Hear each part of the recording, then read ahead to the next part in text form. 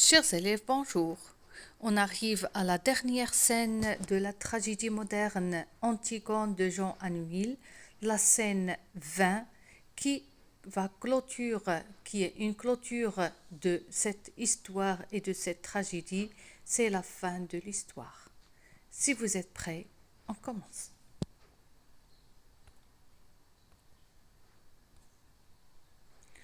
Le chœur annonce la fin de l'histoire.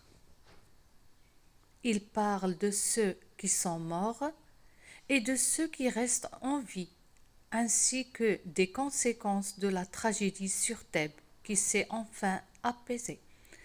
Dans cette scène, normalement, tous les personnages sont morts ou bien qui devraient mourir sont morts, mais dans cette scène, le chœur s'avance comme ce qu'il a fait le prologue au début pour annoncer la fin de l'histoire et nous dire que tous ceux qui devraient mourir sont morts et ceux qui sont toujours en vie doivent continuer leur travail et leur chemin.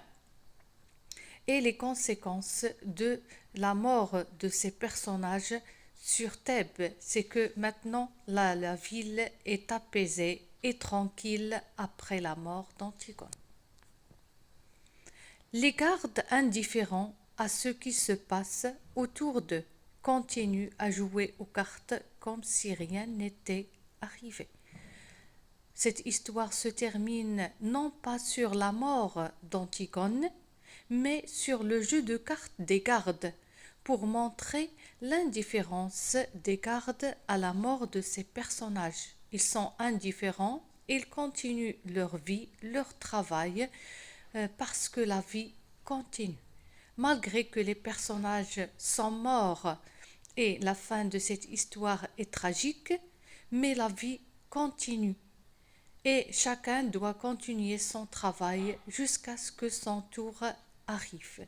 C'est pour cela que cette histoire ne se termine pas sur la mort, mais sur les gardes qui jouent aux cartes pour montrer que la vie doit continuer. On arrive alors à la fin de cette vidéo et à la fin de l'analyse de cette tragédie. J'espère qu'elle vous sera utile pour bien comprendre cette tragédie et pour vous aider à répondre aux questions le jour de l'examen régional. Je vous dis merci pour votre attention et à bientôt.